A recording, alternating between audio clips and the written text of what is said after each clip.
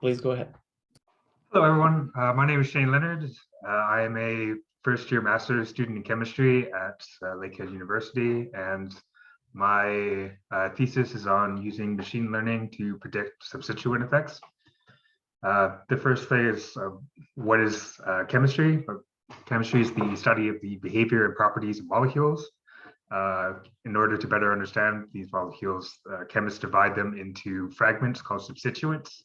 Here on the top left, I have simple alkane ethane, which is a colorless, odorless gas used to make some plastics. And if you replace the H here with the hydroxy group highlighted in red, it creates ethanol, as most of us know as just alcohol. So just demonstrating how changing the substituent can drastically affect the different properties of the molecule and how it reacts with others. The structure and stereochemistry also drastically affects it. I just have dichloromethane ethane here, ethene, and you can see the 2-chlorine on one side and the cis conformation, and the opposite. And depending on this kind of structure, it also affects the properties in a variety of different ways. So for another example of the importance of substituents, we have amino acids. Of course, you know, they are the building blocks of all the proteins.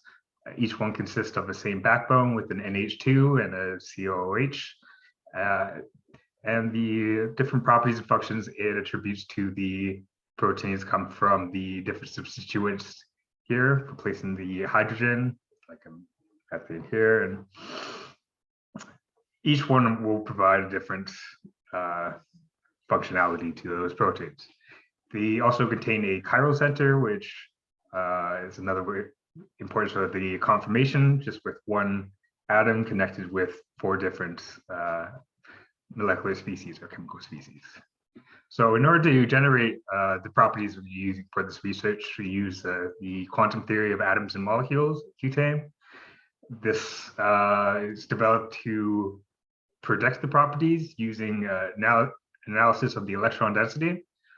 Through analysis of the electron density, 3-dimensional structures can be made with what we call these critical points. And with these critical points, we can assess the certain properties that we'll be looking at. So in order for our data to begin, or to begin building the machine learning algorithms, we needed a data. So our feature set is made by Lafrosson Gagnon. He developed properties of 116 different substituents. These properties, we will look at how they affect the molecule. Here is a table just with a list of some of the substituents and some of the properties, like the charge, dipole moments. And these values will be used as our matrix in order to assess our targets and look into which one affects it more, or if there is any kind of relationship between them. And here is just an example of how there's an OH group in both, and one is with hydrogen, one is with the ethane, and how they affect the gradient vector fields of the electron density, to see a bit of a difference. So for the first step, the research we're going to do is to look at the substituent influence on the inductive effect. That'll be our target 1.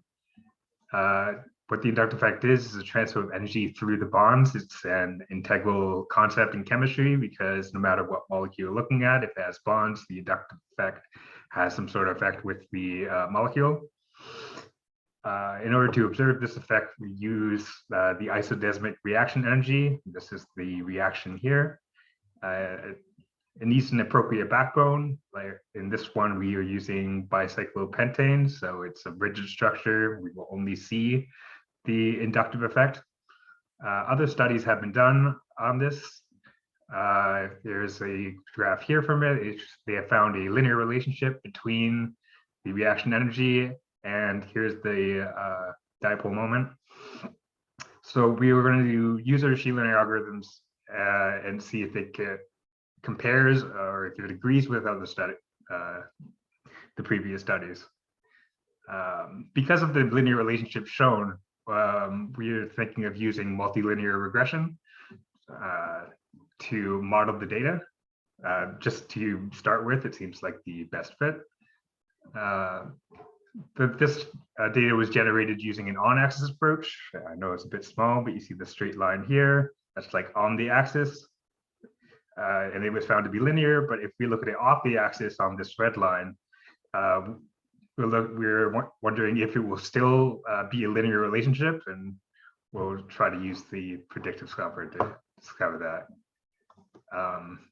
The second sub-project we're doing is predicting the optical rotation as the second target.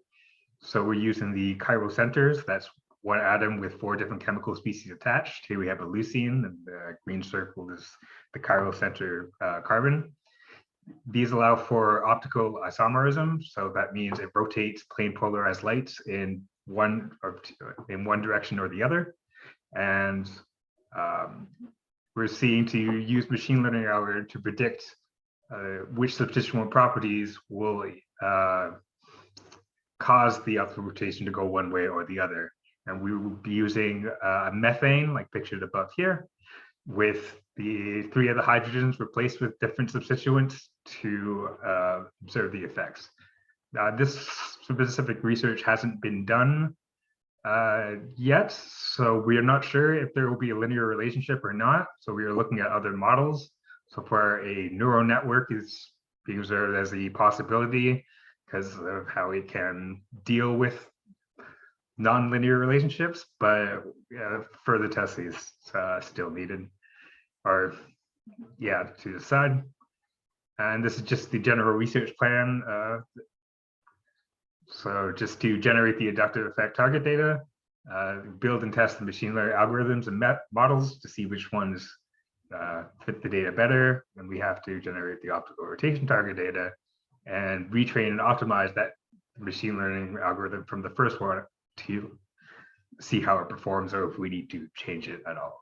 And, thank you for listening. Is there any questions? Thank you, Shane. So questions?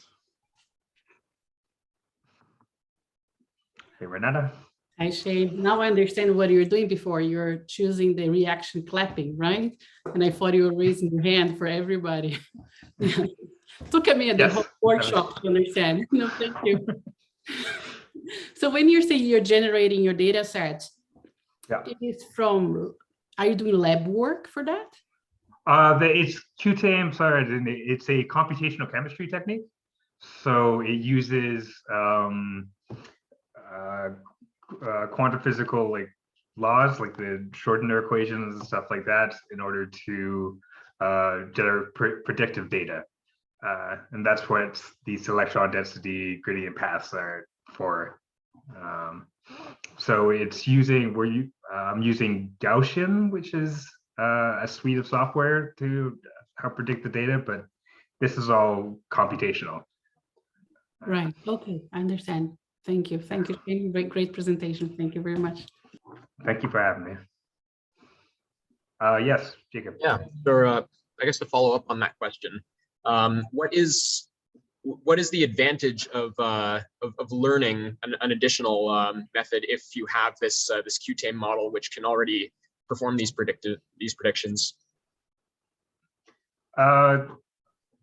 They can perform the predictions in very one by one experiments, kind of like with one molecule at a time, or even like several. But what we're trying to look at is which actual properties of the substituents have the most effect, which will, taking enough time to generate it for each and every different kind of substituent would just be, I don't know, tons of work to do. So we're just trying to narrow down from the properties itself, instead of having to build the molecule each and every time using the software.